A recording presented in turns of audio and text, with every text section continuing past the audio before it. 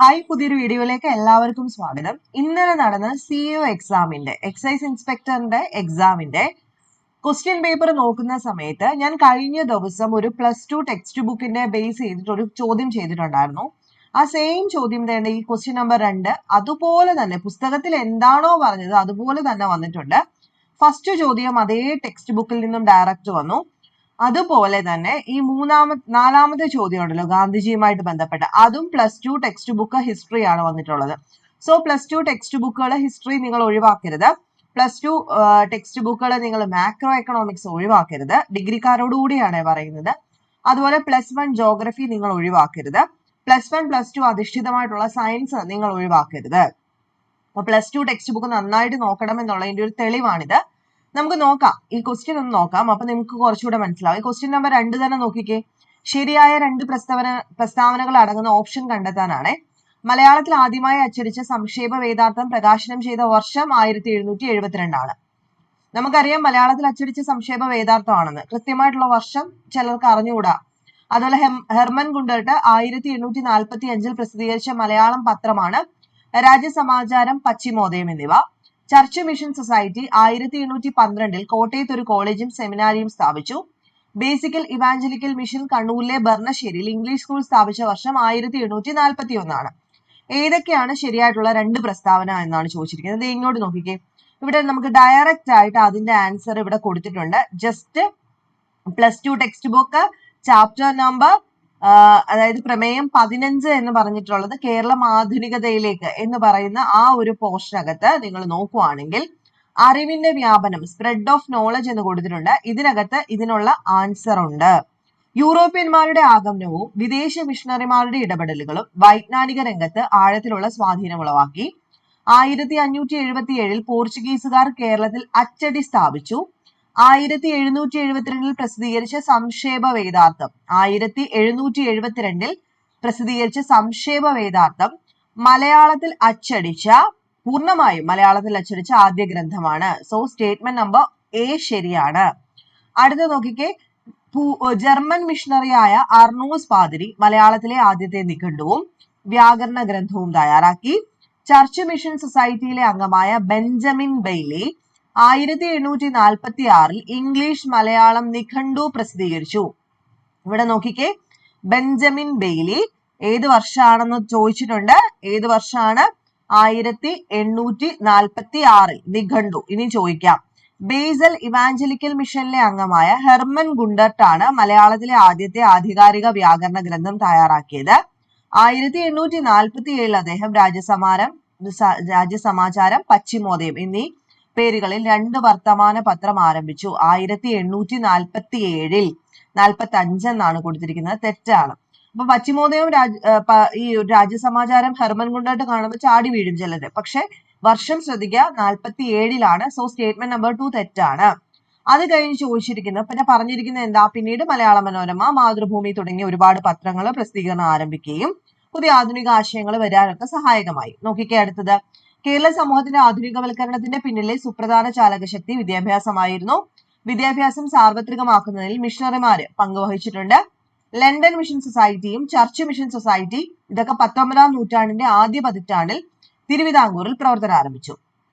London മിഷനിലെ അംഗങ്ങളിൽ ഒരാളായ reverend maid വിദ്യാഭ്യാസത്തിൽ ശ്രദ്ധ കേന്ദ്രീകരിച്ചു. ചർച്ച് മിഷൻ 1813 കോട്ടയത്ത് ഒരു കോളേജും സെമിനാരിയും സ്ഥാപിച്ചു. ചർച്ച് മിഷൻ 1813 ഒരു കോട്ടയത്ത് ഒരു കോളേജ്, അല്ലെ? 12 അല്ല 13 സ്ഥാപിച്ചത്. സോ സ്റ്റേറ്റ്മെന്റ് നമ്പർ സിയും തെറ്റാണ്. അത് കഴിഞ്ഞിട്ട് ശ്രദ്ധിക്കാം. അങ്ങനെ ഇവര് വ്യാകരണ വിദ്യാലയം, സ്ത്രീ വിദ്യാഭ്യാസം പ്രോത്സാഹിപ്പിക്കാനായിട്ട് പെൺപള്ളിക്കൂടങ്ങളൊക്കെ സ്ഥാപിച്ചത് ചർച്ച് മിഷൻ ആണ്. ശേഷം കൊച്ചി മേഖലയിൽ ആദ്യത്തെ വിദ്യാലയം 1818 മട്ടാഞ്ചേരിയിൽ സ്ഥാപിച്ചത് ഇംഗ്ലീഷ് മിഷണറിയായ ഡാവ്സൺ ആയിരുന്നു. ഇതേ സമയം തന്നെ സാൽവേഷൻ ആർമി വിഭാഗത്തിലെ സ്പാനിഷ് മിഷണറി ആയിരുന്ന ട്വിങ്കിൾ ടാബ് നാഗർകോവിൽ അടക്കമുള്ള തിരുവിതാംകൂറിന്റെ തെക്കൻ പ്രദേശങ്ങളിൽ ഇംഗ്ലീഷ് വിദ്യാലയങ്ങൾ സ്ഥാപിച്ചു. ഇനി നോക്കിക്കേ. മലബാറിൽ വിദ്യാഭ്യാസത്തിന്റെ പ്രചാരണത്തിന് നേതൃത്വം ഏറ്റെടുത്തത് ബേസൽ ഇവാഞ്ചലിക്കൽ മിഷൻ ആയിരുന്നു. 1841 മിഷണറി ആയിരുന്ന റെവറൻ ഹബീബ് കണ്ണൂരിൽ ബർണശ്ശേരിയിൽ ഒരു ഇംഗ്ലീഷ് വിദ്യാലയം സ്ഥാപിച്ചു. ഇവിടെ നോക്കിയേ. ബേസൽ ഇവാഞ്ചലിക്കൽ മിഷൻ കണ്ണൂരിലെ ബർണശ്ശേരിയിൽ ഇംഗ്ലീഷ് സ്കൂൾ സ്ഥാപിച്ച വർഷം 1841 ആയിരുന്നു എന്ന് കൊടുത്തിട്ടുണ്ട്. ബേസൽ മിഷൻ 1848 കോഴിക്കോടിനടുത്ത് കല്ലായിലും 1856 തലശ്ശേരിയില് ഇംഗ്ലീഷ് വിദ്യാലയങ്ങളും സ്ഥാപിച്ചു. സോ ഇവിടെ സ്റ്റേറ്റ്മെന്റ് നമ്പർ ഡി ശരിയാണ്. എയും ഡിയും എന്നുള്ളതാണ് ഇവിടെ ആൻസർ ആയിട്ട് വന്ന ഓപ്ഷൻ ഡി ആണ് ഇവിടെ കറക്റ്റ്. അപ്പൊ ഇത് ഡയറക്റ്റ് ഒരു ചോദിച്ച ചോദ്യമാണ്. അതുകൊണ്ട് ഞാൻ ഈ ക്ലാസ് എടുത്ത സമയത്ത് ഡിഗ്രിക്കാർക്ക് വേണ്ടിയിട്ട് എടുത്ത മിനിഞ്ഞാണ് എടുത്തത്. അപ്പൊ പറഞ്ഞിട്ടുണ്ടായിരുന്നു ഇവിടെ ഗൗരി പാർവതിഭായ് 1817 തിരുവിതാംകൂറിൽ ഭരണാധികാരിയായിരുന്നു. സൗജന്യ നിർബന്ധിതമായിട്ടുള്ള വിദ്യാഭ്യാസം സമ്പ്രദായം കേണൽ മൺട്രോയുടെ സഹായത്തോടു കൂടി നടപ്പിലാക്കിയെന്നും ഒക്കെ പറഞ്ഞിട്ടുണ്ടായിരുന്നു. അപ്പൊ ഇനി നോക്കിയിട്ടില്ലാത്തവര് ഈ ഒരു പോർഷൻ കൂടെ നോക്കുക. ഈ പോർഷൻ നോക്കുന്നതോടൊപ്പം തന്നെ ഇതിന് ഫസ്റ്റ് സെക്ഷൻ ഉണ്ടല്ലോ, ബ്രിട്ടീഷുകാരുടെ വരവ്, നമ്മുടെ യൂറോപ്യന്മാരുടെ വരവ്, അതിൽ നിന്നുള്ള ചോദ്യമാണ് നെക്സ്റ്റ് ചോദ്യം. ആദ്യത്തെ ചോദ്യം നോക്കിക്കേ. ഇത് നമുക്ക് ഈസി ആയിട്ട് അറിയാവുന്ന പോയിന്റ്സ് തന്നെയാണ്, പക്ഷെ ഇത് ചോദിച്ചിരിക്കുന്നത് ഡയറക്റ്റ് ആയിട്ട് ഈ പുസ്തകത്തിൽ നിന്ന് തന്നെയാണ്. അതുകൊണ്ട് പറയാം, ഇത് എല്ലാവർക്കും എഴുതാം, വേഗത്തിൽ എഴുതാം. പക്ഷെ ഒന്ന് നോക്കിയിട്ട് പോവുകയാണെങ്കിൽ ഇതിനകത്തു നിന്നും ഡയറക്റ്റ് വന്ന ചോദ്യമാണ്. നോക്കിക്കേ. ഒന്ന് 1498 ഇദ്ദേഹം വാസ്കോഡഗാമ വന്നത് എന്നുള്ളത്. 1498 വാസ്കോഡഗാമ കോഴിക്കോട് വന്നത് എല്ലാവർക്കും അറിയാം. സോ ഓപ്ഷൻ എ ശരിയാണ് അല്ലെ.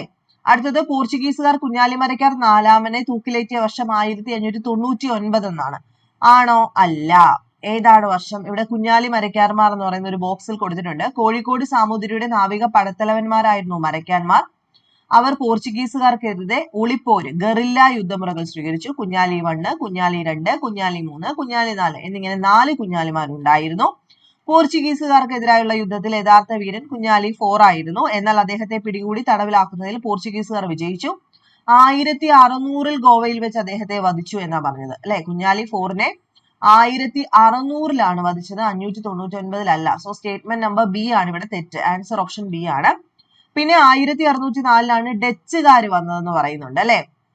അവിടെ ഡച്ചുകാരുമായിട്ട് ബന്ധപ്പെട്ട് 1604 വന്നു എന്ന് പറയുമ്പം അത് ശരിയാണോ തെറ്റാണോ എന്ന് കൃത്യമായിട്ട് അറിയാനായിട്ട് ഡച്ചുകാരെ പറ്റിയിട്ട് എവിടെയാണ് കൊടുത്തിരിക്കുന്നത്? 1604 ഡച്ച് കപ്പൽപ്പട കോഴിക്കോട് എത്തിച്ചേരുകയും സാമൂതിരിയുമായി കരാറിൽ ഏർപ്പെടുകയും കോഴിക്കോട് തുറമുഖത്ത് ഒരു കോട്ട സ്ഥാപിക്കുകയും ചെയ്തു. അപ്പം 1604 ഇവര് വരുന്നത്. ദെൻ ഇംഗ്ലീഷ് ഡച്ച് മേൽക്കോയ്മ അവസാനിപ്പിച്ച യുദ്ധം കുളച്ചൽ യുദ്ധം 1741 എന്ന് കൊടുത്തിട്ടുണ്ട്. ആ കുളച്ചൽ യുദ്ധത്തെ പറ്റിയിട്ടും ഇവിടെ അത് നമുക്ക് അറിയാം, ഓൾറെഡി അറിയാം. 1741 ഓഗസ്റ്റ് 10 കുളച്ചലിൽ വെച്ചിട്ട് ഡച്ചുകാരും ആരുമായിട്ട് ഏറ്റുമുട്ടുന്നത്? മാർത്താണ്ഡവർമ്മയുമായിട്ട് ഏറ്റുമുട്ടുന്നത്. അതോടുകൂടിയിട്ടാണ് ഡച്ചുകാരുടെ പരാജയം തുടങ്ങുന്നത്. മേൽക്കോയ്മ ഇന്ത്യയിൽ അവസാനിക്കുന്നത് അതോടുകൂടിയിട്ടാണ്. സോ സ്റ്റേറ്റ്മെന്റ് നമ്പർ 4 ശരിയാണ്. ആൻസർ ഓപ്ഷൻ ബി മാത്രമാണ്. അപ്പൊ ഈ വർഷം ഇവിടെ കൃത്യമായിട്ട് ചിലപ്പോൾ നമ്മൾ ഇത് 1600 എന്ന് ഓർത്ത് വെക്കണമെന്ന് നിർബന്ധമൊന്നുമില്ല. അപ്പം ഈ പുസ്തകത്തിൽ നിന്നും ഡയറക്റ്റ് ഇപ്പൊ ചോദ്യങ്ങൾ വരുന്നുണ്ട്, നോക്കാം. പിന്നെ ഒരു ചോദ്യം എന്താണെന്ന് അറിയാമോ? നമ്മുടെ മഹാത്മാഗാന്ധി, അതും ഞാൻ മിനിഞ്ഞാന്നത്തെ ക്ലാസ്സിൽ വേണമെങ്കിൽ ഡൗട്ട് ഉണ്ടെങ്കിൽ നിങ്ങൾക്ക് നോക്കാം. മഹാത്മാഗാന്ധിയുടെ ചാപ്റ്റർ നോക്കണം എന്ന് പറഞ്ഞായിരുന്നു. അതിൽ നിന്നും ഡയറക്റ്റ് വന്നൊരു ചോദ്യമാണ് ഇത്. മഹാത്മാഗാന്ധിയുമായിട്ട് ബന്ധപ്പെട്ട ഒരു ടെക്സ്റ്റിനകത്ത് ഒരു ചാപ്റ്റർ ഉണ്ട്, പ്രമേയം 12, മഹാത്മാഗാന്ധിയും ദേശീയവാദ പ്രസ്ഥാനവും. ഇതിനകത്ത് ഫസ്റ്റ് പോർഷനിൽ കൊടുത്തിരിക്കുന്നതാണ്. നമുക്ക് എല്ലാവർക്കും അറിയാവുന്ന കുറച്ചേറെ പോയിന്റ്സ് ഉണ്ട്, പക്ഷെ കറക്റ്റ് ആയിട്ട് ഈ ഡേറ്റ് ചോദിക്കുമ്പോൾ നമുക്ക് സംശയമായി പോകും. 1892 മഹാത്മാഗാന്ധി ദക്ഷിണാഫ്രിക്കയിലേക്ക് യാത്ര തിരിച്ചത് എന്നാണ് പറയുന്നത്. അല്ല, 1893 അദ്ദേഹം വിദേശത്തേക്ക് പോകുമ്പോൾ എന്ന് കൊടുത്തിട്ടുണ്ട്. സോ സ്റ്റേറ്റ്മെന്റ് നമ്പർ 1 തെറ്റാണ് അല്ലെ, ശരിയല്ല. ദക്ഷിണാഫ്രിക്കൻ ജീവിതം അവസാനിപ്പിച്ച് മഹാത്മാഗാന്ധി ഇന്ത്യയിൽ തിരിച്ചെത്തിയത് 1915 ജനുവരി 9 എന്ന് പറയുന്നുണ്ട്. അപ്പം 1915 ജനുവരി 9 എന്ന് പറയുന്നുണ്ട്, പക്ഷെ ടെക്സ്റ്റ് ബുക്കിൽ എങ്ങനെ കൊടുത്തിട്ടില്ല? 1915 ജനുവരിയിൽ മടങ്ങി വന്നു എന്നുണ്ട് അല്ലെ, ജനുവരിയിൽ മടങ്ങി വന്നു എന്നുണ്ട്. സോ സ്റ്റേറ്റ്മെന്റ് നമ്പർ 2 ശരിയാണ്. 1915 ഇന്ത്യയിലേക്ക് തിരിച്ചു വന്ന മഹാത്മാഗാന്ധി ആദ്യമായി പങ്കെടുത്ത പൊതുപരിപാടി 1915 ഫെബ്രുവരിയിൽ നടന്ന ബനാറസ് ഹിന്ദു സർവകലാശാലയുടെ ഉദ്ഘാടന ചടങ്ങായിരുന്നു. അത് കൊടുത്തിട്ടുണ്ട്. ഇവിടെ നോക്കിക്കേ. ഗോഖലെയുടെ ഉപദേശപ്രകാരം ഇന്ത്യയുടെ മണ്ണിനെയും മനുഷ്യരെയും മനസ്സിലാക്കാൻ ഗാന്ധിജി ഒരു വർഷക്കാലം ബ്രിട്ടീഷ് ഇന്ത്യയിൽ ചുറ്റിക്കറങ്ങി. 1916 ഫെബ്രുവരിയിൽ ബനാറസ് ഹിന്ദു സർവകലാശാലയുടെ ഉദ്ഘാടന വേദിയായിരുന്നു അദ്ദേഹം ആദ്യമായി പ്രത്യക്ഷപ്പെട്ട പൊതുപരിപാടി. 1916 ഫെബ്രുവരിയിലാണ്, 15-ലല്ല അല്ലെ, 1916. സോ സ്റ്റേറ്റ്മെന്റ് തെറ്റാണ്. ഗാന്ധിജിയുടെ ഇന്ത്യയുടെ ആദ്യത്തെ സത്യാഗ്രഹ സമരം 1917 ചമ്പാരൻ സത്യാഗ്രഹമാണ്. അത് നമുക്ക് എല്ലാവർക്കും അറിയാം. ചമ്പാരൻ സത്യാഗ്രഹം ആയിരുന്നു, അത് 1917 എന്ന് നമുക്ക് എല്ലാവർക്കും അറിയാം. അതും ഇവിടെ താഴെ കൊടുത്തിട്ടുണ്ട്, 17 ഗാന്ധിജിയുടെ ചമ്പാരൻ സത്യാഗ്രഹം. അപ്പം അത് സ്റ്റേറ്റ്മെന്റ് എന്താണ്? ശരിയാണ്. സോ ആൻസർ ഏതാണ് വരുന്നത്? ഏതൊക്കെയാണ് ശരിയായിട്ടുള്ളത്? ഒന്ന് ബിയും ഒന്ന് ഡിയുമാണ്. ഓപ്ഷൻ സി ആണ്. അപ്പം 2 ടെക്സ്റ്റ് ബുക്കുകളിൽ നിന്ന് വന്ന ഡയറക്റ്റ് ചോദ്യങ്ങളാണ്. നിങ്ങൾ മനസ്സിലാക്കേണ്ടത് +2 ടെക്സ്റ്റ് ബുക്കുകൾക്കും +1 ടെക്സ്റ്റ് ബുക്കുകൾക്കും ഇപ്പൊ സ്ഥിരമായിട്ട് PSC പ്രാധാന്യം കൊടുക്കുന്നുണ്ട്. നെക്സ്റ്റ് ഡിഗ്രി എഴുതാൻ പോകുന്നവരാണെങ്കിലും ഈ ഒരു geography +1, economics +2, macro economics, history +2 text ബുക്കുകൾ ഫോക്കസ് ചെയ്യുക. അതുപോലെ എക്കണോമിക്സിന്റെ +1 ടെക്സ്റ്റ് ബുക്ക് ഫോളോ ചെയ്യേണ്ടത് ഹരിത വിപ്ലവം, അതുപോലെ പുത്തൻ സാമ്പത്തിക വ്യവസ്ഥ തുടങ്ങിയുള്ള കാര്യങ്ങൾക്ക് വേണ്ടിയിട്ട് +1 എക്കണോമിക്സ് ഫോക്കസ് ചെയ്യുക. ഓക്കെ, പൊളിറ്റിക്കൽ സയൻസ് നോക്കിയാൽ നിങ്ങൾക്ക് +1 +2 നോക്കിയാൽ ഇന്ത്യൻ കോൺസ്റ്റിറ്റ്യൂഷന്റെ കുറേ പോർഷൻസ് കിട്ടും. അപ്പൊ അതൊക്കെ ഒന്ന് ശ്രദ്ധിച്ചു വായിച്ചിട്ട് പോവുക. ഓരോ മാർക്കും നമുക്ക് വിലപ്പെട്ടതാണ് അല്ലെ? അതുകൊണ്ട് നമ്മുടെ ശ്രദ്ധക്കുറവ് കൊണ്ട് നമുക്കത് നഷ്ടമാവാൻ പാടില്ല. നെക്സ്റ്റ് വീഡിയോയിൽ കാണാം.